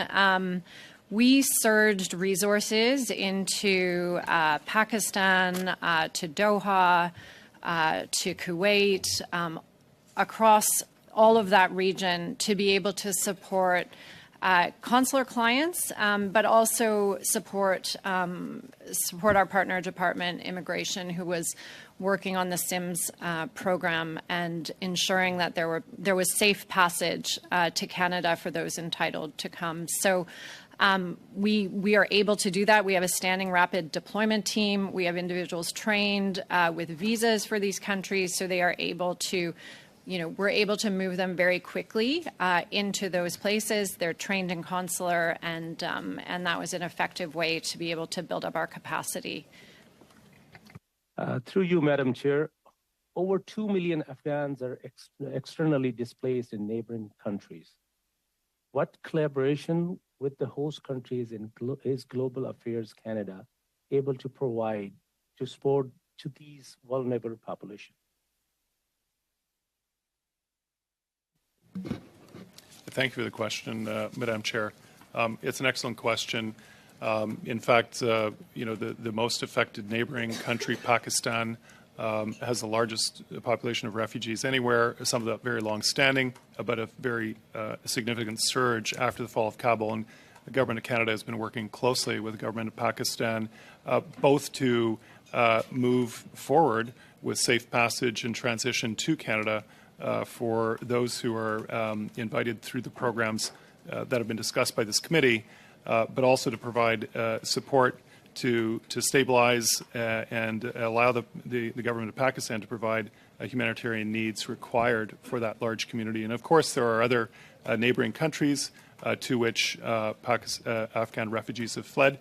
And we've worked very closely with the governments of Qatar, as the Minister mentioned earlier, United Arab Emirates, and of course with partners to do what we can to move forward in meeting our own toolkit, our own targets, and relieve pressure while meeting, as my colleague mentioned, the necessary requirements of ensuring, for example, biometric data, et cetera, that is required to facilitate. Thank you. So are there... Sorry for interrupting. Sorry for interrupting, MPLD. Your time is up. We will now proceed to Mr. Brunel Dessep for 6 minutes. Mr. Brunel Dessep, you can please begin. Merci, Madame la Présidente. Thank you, Madam Chair. Thank you, all of you, for being here with us today. It's very much appreciated.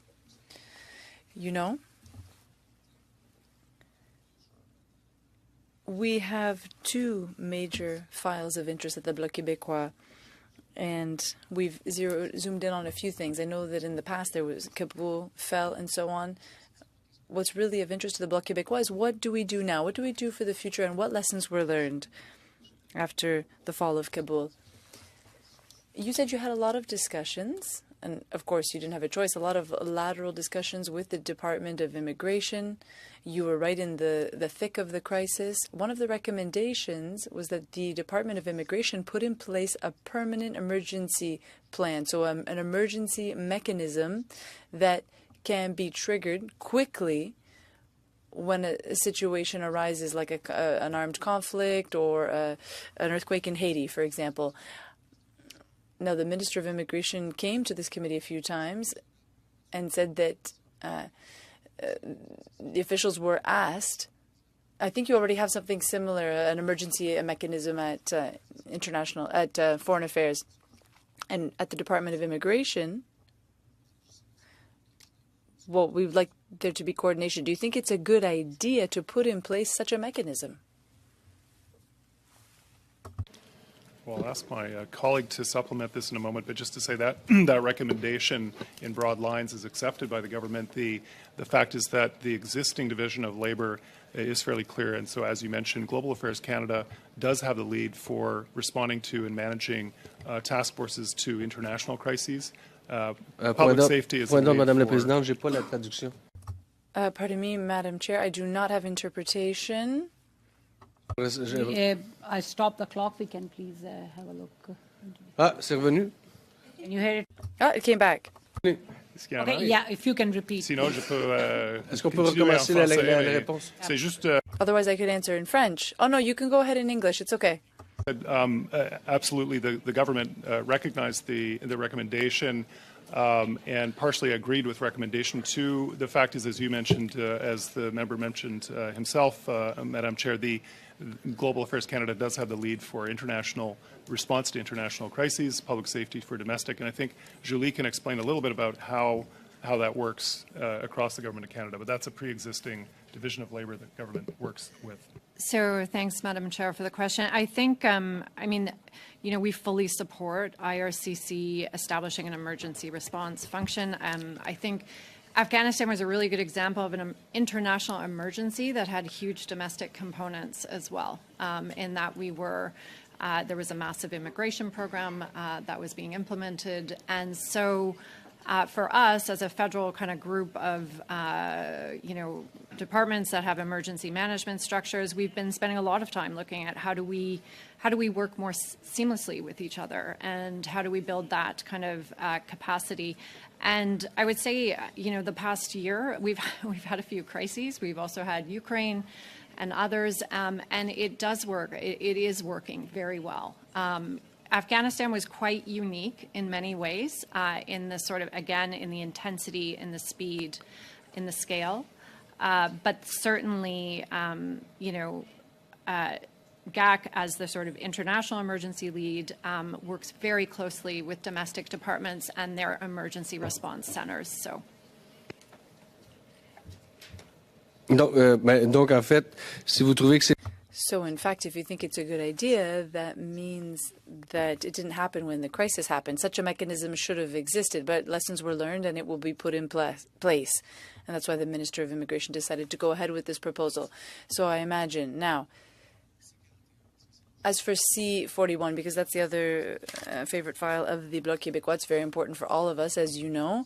We tried to work with all parties to get it adopted as quickly as possible and to agree that if ever there are amendments, we won't go into debate. You were there earlier. You heard it. I imagine you went through the bill.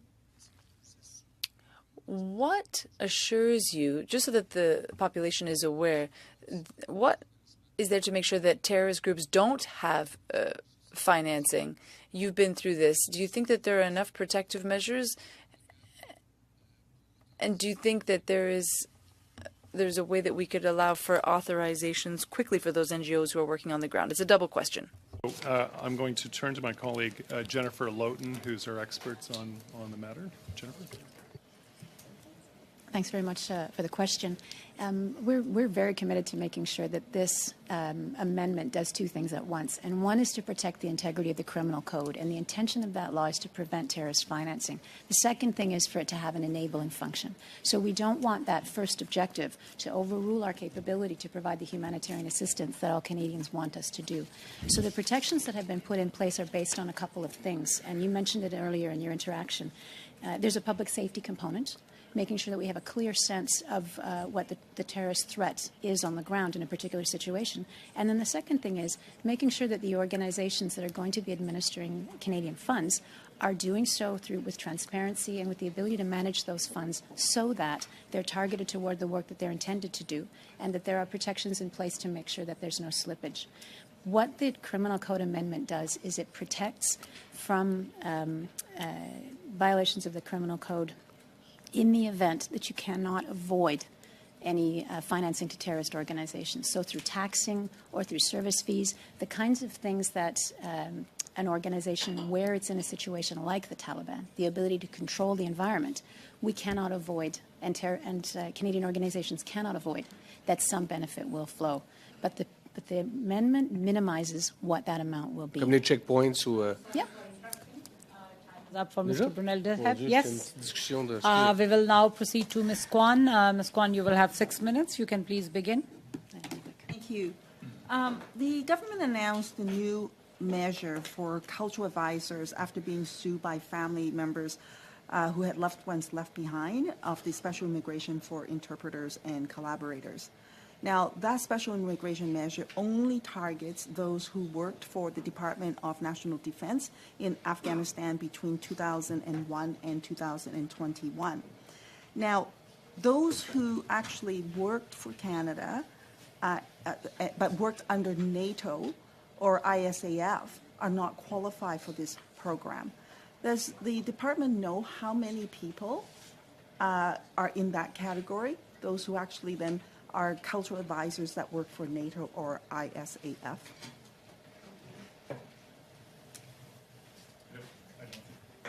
Madam Chair, I don't think we know the answer to that question. Is that something that officials can find out and report back to the committee? We'd be happy to endeavor to do so. Thank you so much. I think it would be important. It doesn't make sense, right?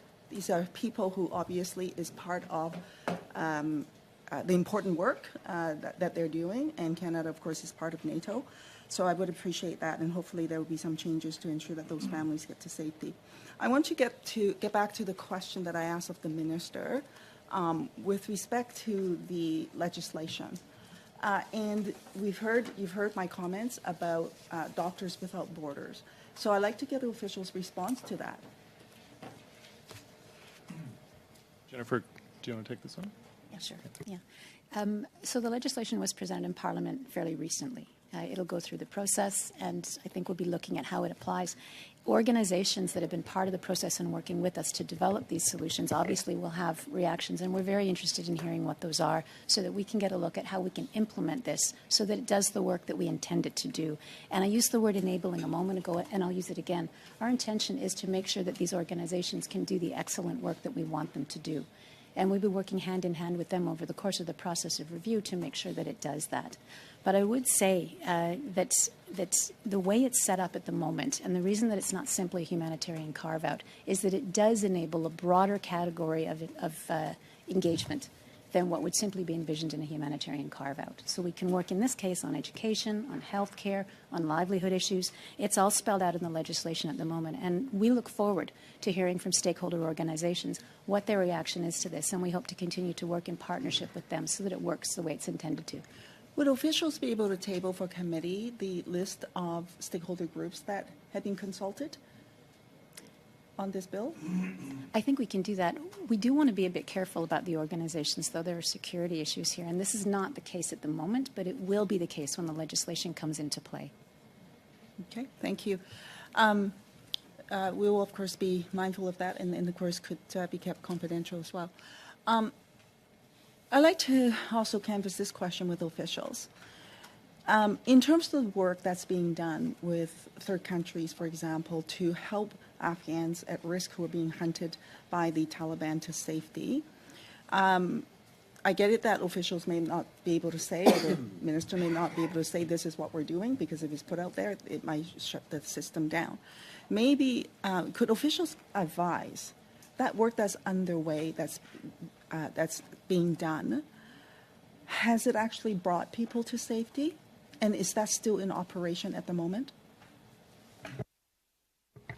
Madam Chair, I just want to clarify, you're referring to work to facilitate exit from Afghanistan and then safe passage onward?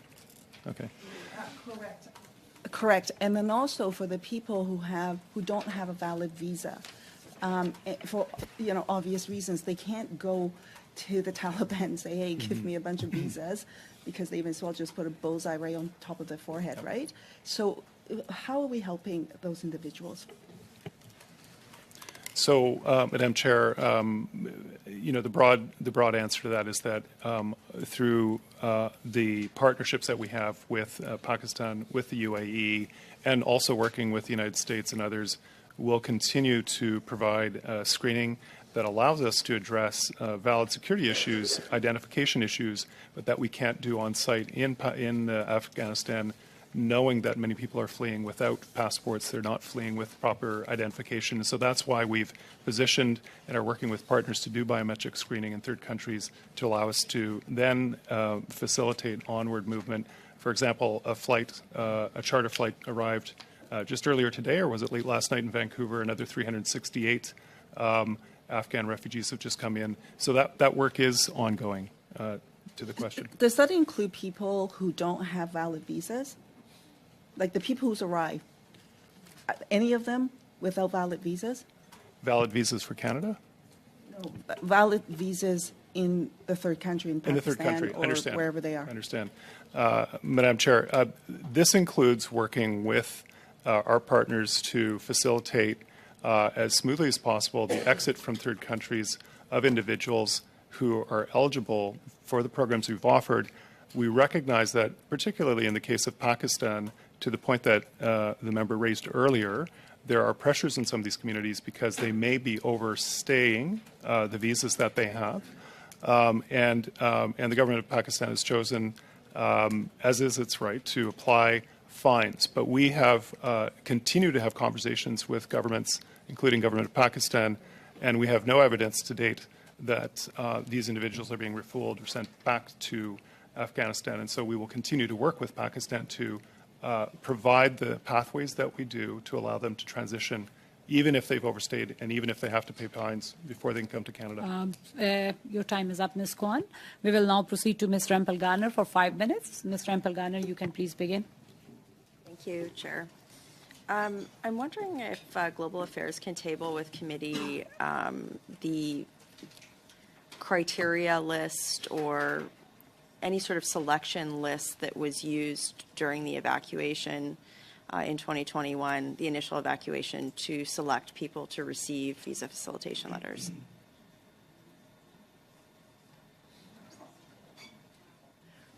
So, Madam Chair, the letters of facilitation were exclusively sent to Canadian citizens, permanent residents, and their family members. Okay. So that they were was not. it. Okay.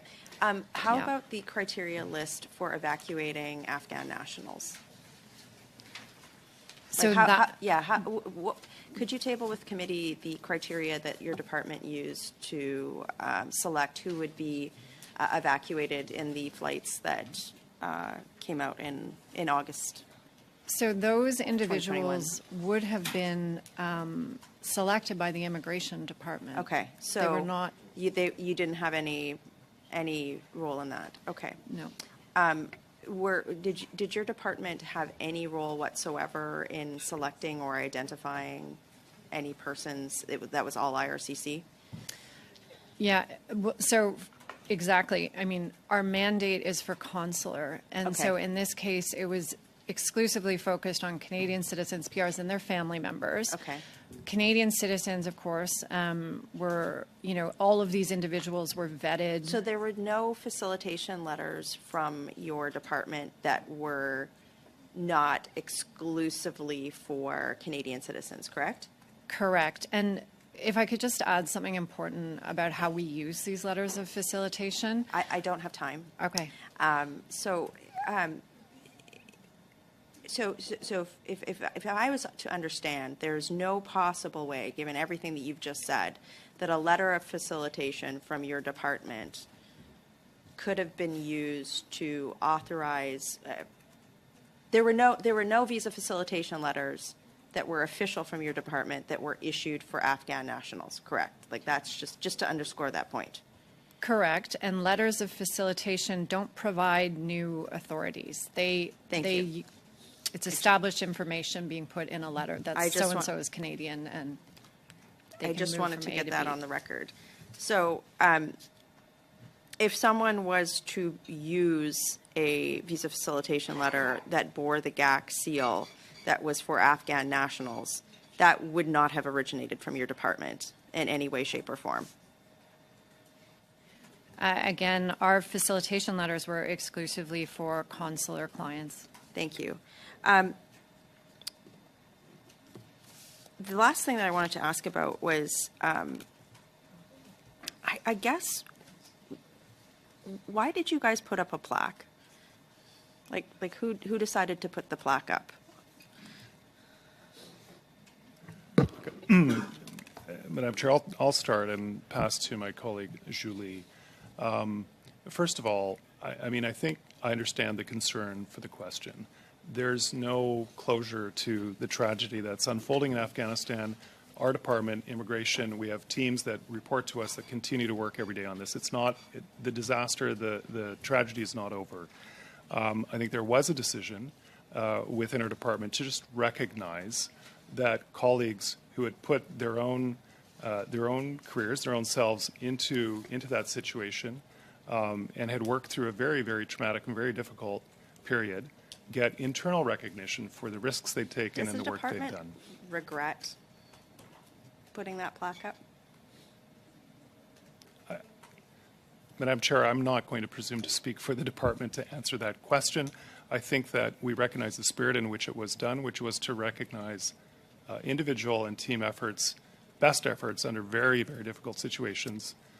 Today, do you think that perhaps that sent a message that, like, it was job done, that Afghan nationals, other NGO partners could have misconstrued?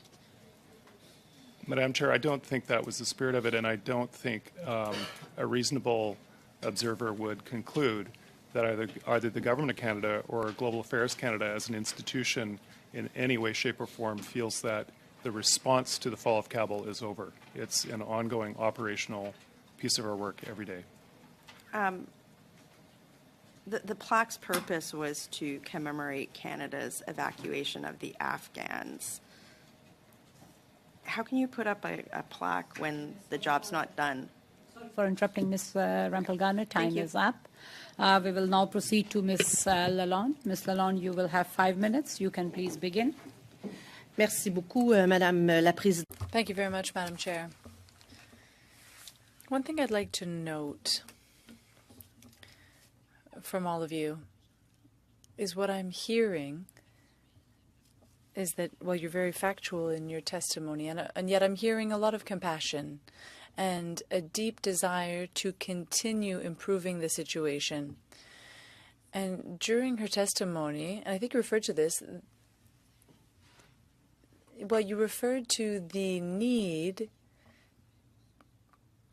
to bolster the consular services. The minister referred to a budget statement that was made very early on in her first role. Perhaps you could talk to us a little bit about this new source. I'd like to hear a little more about it. How will this help us, based on everything that we've learned and everything that we need to continue doing for Afghanistan, but for other countries as well? Thanks for the question, Madam Chair. Yes, we're very pleased to receive resources. A key part of these resources are going to be developed to building our surge response capacity. So importantly, we will have a standing emergency response team who will be focused on and primed to move quickly. They will be providing training across our network. We will continue to build our resources and sort of consular emergency capacity at missions as well.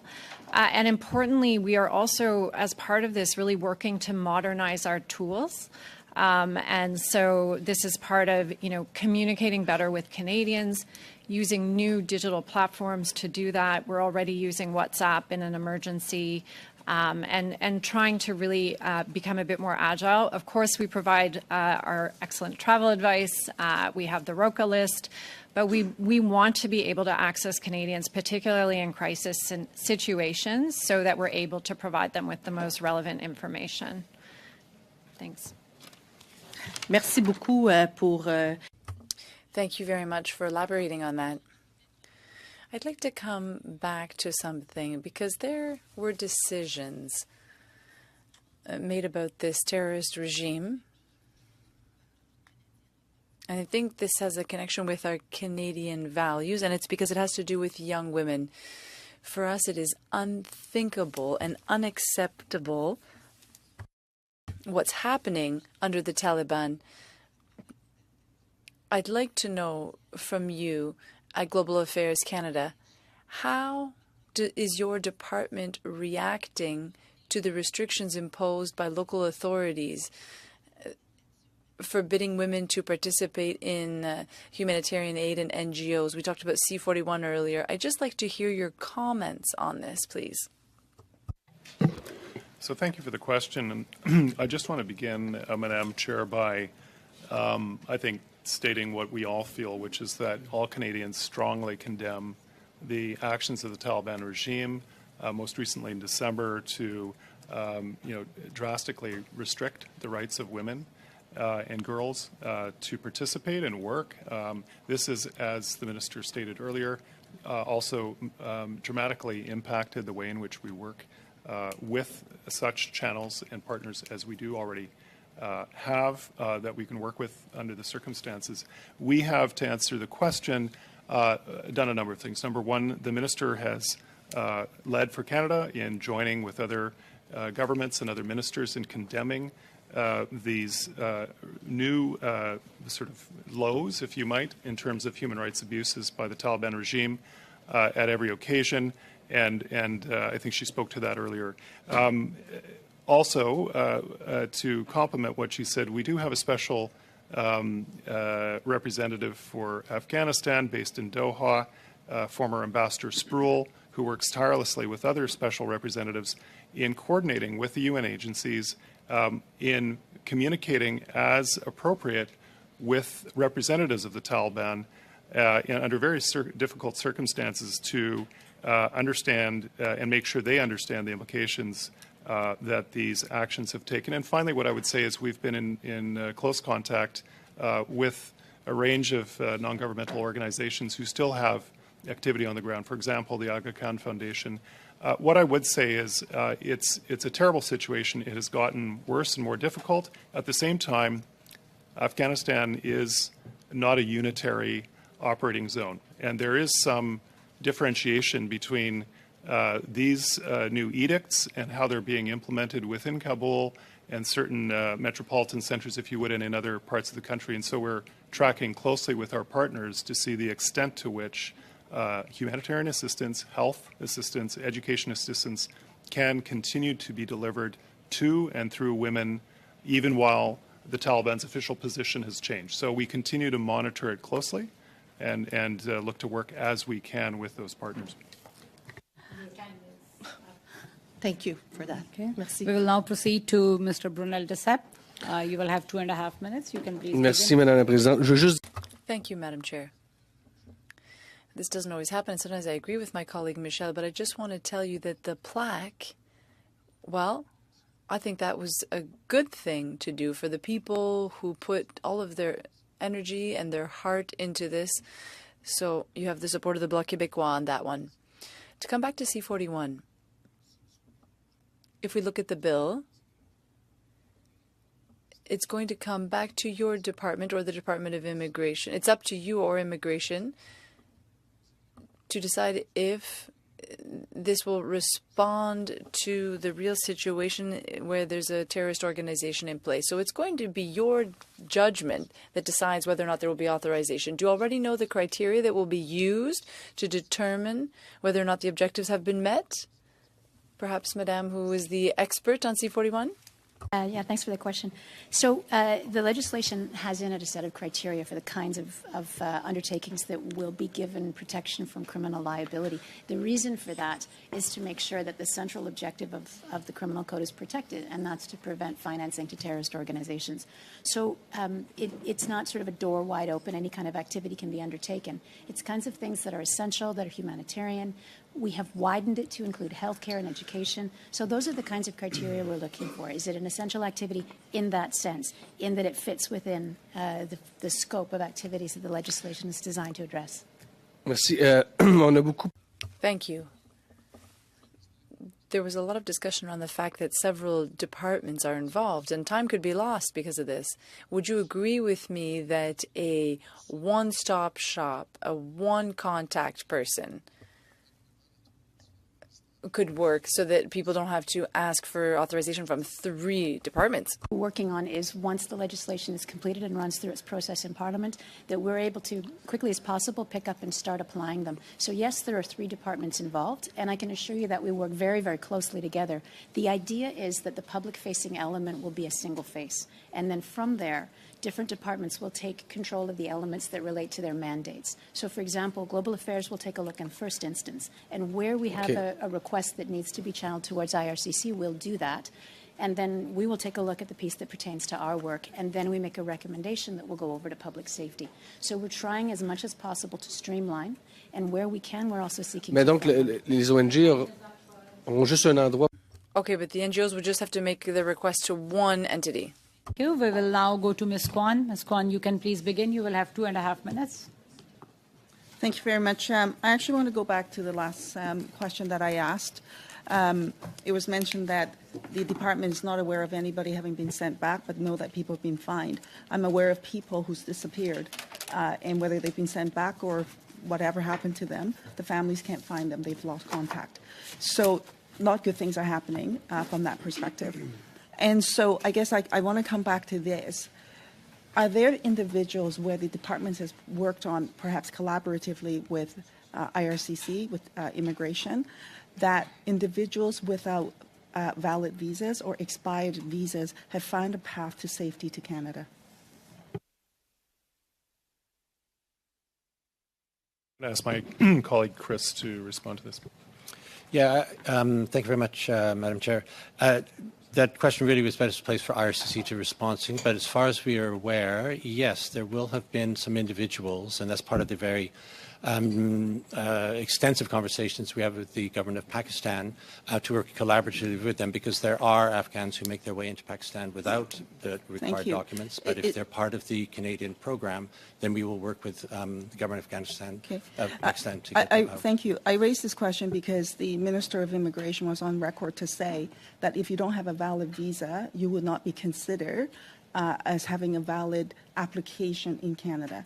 I hope that position has changed, because by nature, people who are refugees and fleeing persecution are going to not going to have necessarily valid papers, and that cannot be a reason why that they cannot be considered for an application to get to safety. So I hope that that's something that the department will work with the Ministry of Immigration to work through this, because that is not doesn't make any sense.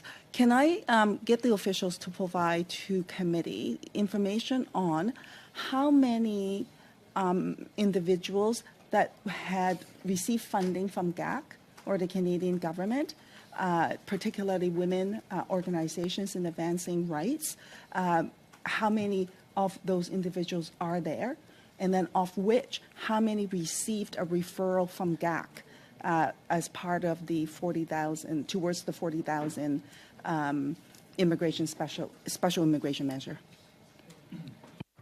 Okay, thank you for the question. I'm going to try to answer. I have some data here, so bear with me. I'll provide what I can. I think the first part of the question, with respect, Madam Chair, I don't think we'll be able to answer in the sense of, for the decades that kind of worked in the country, a full list of all the beneficiaries of the programming we did would be an enormous list. What we are working on, and the role that GAC has played, is to, as information comes forward, referrals either through third parties or directly, to assess those criteria. And of that, Global Affairs has been able to refer thousands to Sorry IRCC. for interrupting. Time is up for Ms. Kwan. Sorry, if you can wrap Chair. up, please. Yeah, I'm just asking him. Quick 5-minute wrap up.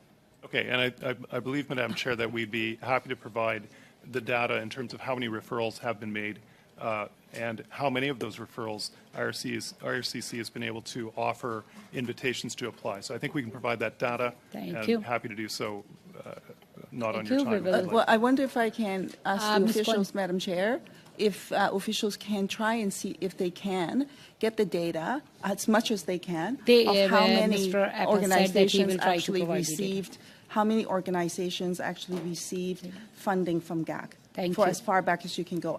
And how many people who worked for GAC Thank you, received Ms. funding. Kwan. We will now proceed to Mr. Chong. MP Chong, you will have 5 minutes. You can please begin. Thank you, Madam Chair.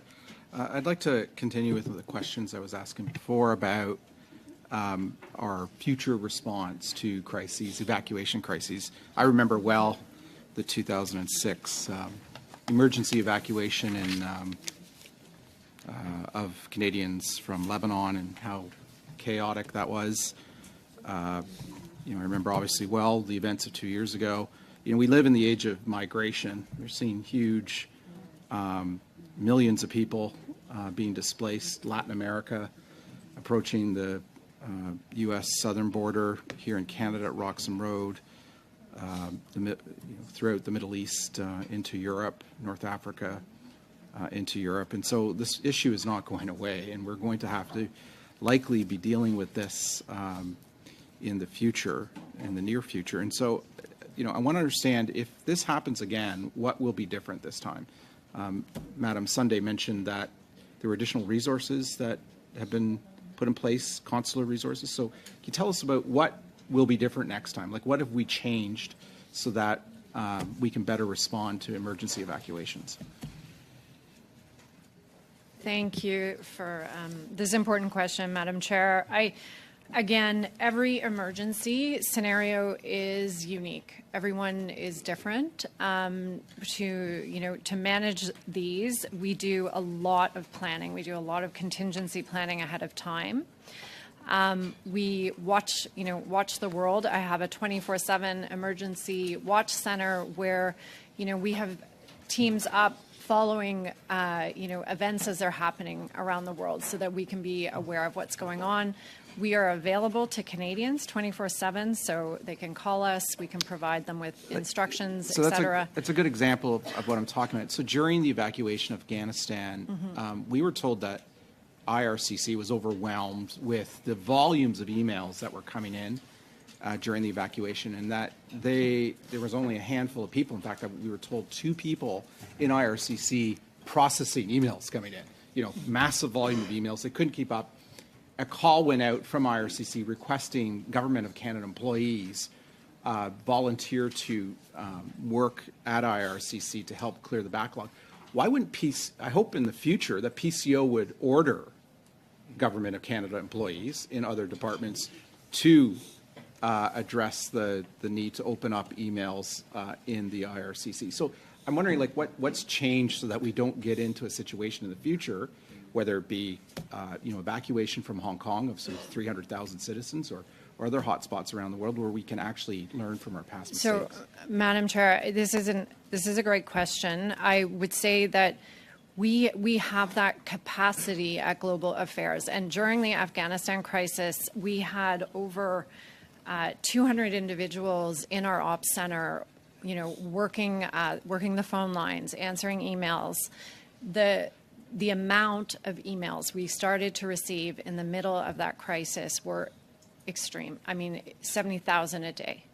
So that was a very exceptional situation. I can tell you, having worked through the emergency, through the Russian invasion of Ukraine, where we also have consular interests, we also have people, we never received that kind of quantity of calls. So in terms of, are we resourced for this? Yes. Can I pull resources from the department? When you say we, you're referring to the department. So our department has a capacity to handle very large-scale international emergencies, and you're not speaking about the capacity of other departments. I cannot speak to the capacity of other departments.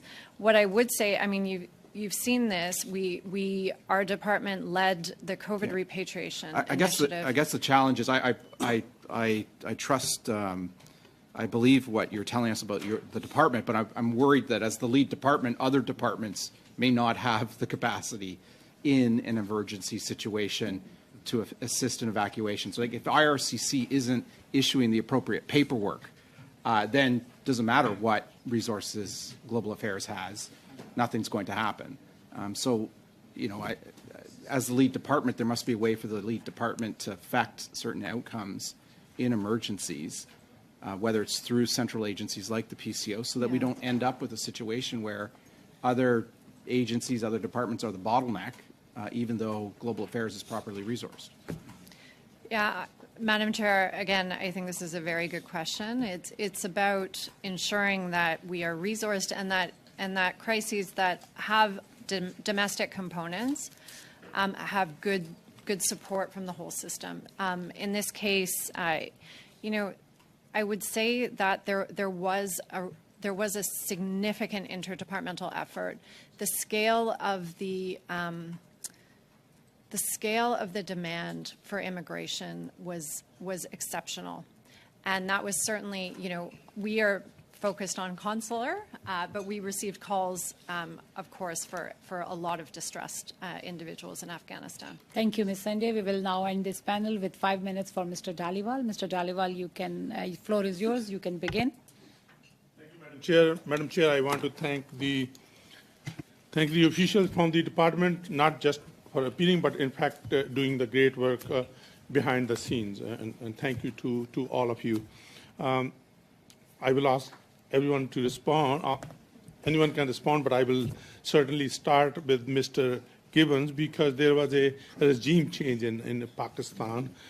Since the Taliban, have taken over Afghanistan, I would like to see Canada's coordinated efforts with the international community. Thank you for the question, Madam Chair. So since the fall of Kabul in August 2021, Canada has been integral and an integral part of the conversation within the international community in terms of how we respond, whether it's in terms of our diplomatic engagement, international assistance, and humanitarian assistance. And that's meant from the leadership level, foreign ministerial level, all the way through and down. An important part of that coordination, as Weldon referenced, is our special representative based in Doha. Doha is a hub, became a hub for diplomatic engagement following the fall of Kabul. There's at least 18 other countries represented there. And it's also a space and opportunity to engage directly with Taliban, who are also there. So some of the messaging is coordinated amongst our allies in a very emphatic and consistent way. In terms of our international coordination, the conversations continue. There were just meetings recently in Dubai amongst like-minded to look at how we can respond to the most recent egregious actions by the Taliban, whether it's the ban on women working in NGOs or the restrictions on education across the board. And all of those are having a very serious impact on our capacity to deliver assistance. But that being said, as the Minister pointed out, Canada has been able to contribute significantly and substantively, which is really quite remarkable under those conditions. And we've been doing that alongside our partners. Conversations continue within the World Bank and so on and so forth. Perhaps I'll stop there in case others wish to add. Anyone else? Stephen, did you want to add a word about the humanitarian? Sure. Thank you for the question. Appreciate it. And just to confirm what my colleagues have been saying, we have been part of a coordinated response indeed.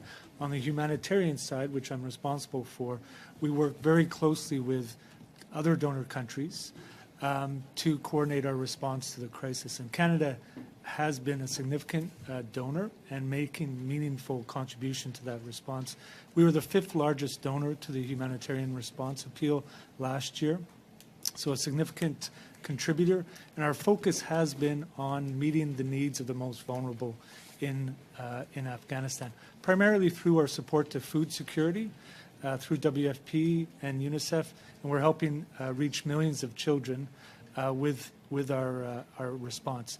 This is a coordinated effort. Just going back to the premise of your question, we work closely with the UN, with other countries to affect this support. Thank you. Thank you. Anyone else? No? I'm going to go back to Ms. Lawton. Ms. Lawton, you mentioned about keeping a balance when it comes to Bill C-41. I have met with many humanitarian organizations. Is there anything else that you want to add a reference to that bill so it give a peace of mind to those organizations that are willing to work and help the most vulnerable in Afghanistan? Sure, and thank you. The purpose of the amendment is to enable that engagement, and I think we share their commitment to engage with the people of Afghanistan and make sure that Canada can play an important role in protecting their rights and in improving the circumstances within which they find themselves. So the purpose of the amendment is to protect from criminal liability.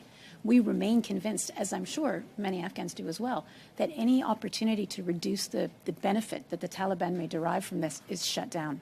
So that's the way we've crafted the legislation, is to make sure that these organizations have the right sort of financial accountability in place and that they're able to be supported in doing the work that they do and reducing the benefit that the Taliban may derive. Because we wouldn't want to be in a position where we're enabling that organization in any way. So that's the way it's crafted, and that's its intention. And I think, along with the broader stakeholder group, we share those goals. Thank you. And thank you very much for being here again. Very best to you. Thank you, Mr. Dhaliwal. And with that, this panel comes to an end. And on behalf of all the members of this committee, I really want to thank all the officials for appearing before the committee. Thank you for all what you do. With that, do I have the will of the committee to adjourn the meeting? Okay, the meeting is adjourned.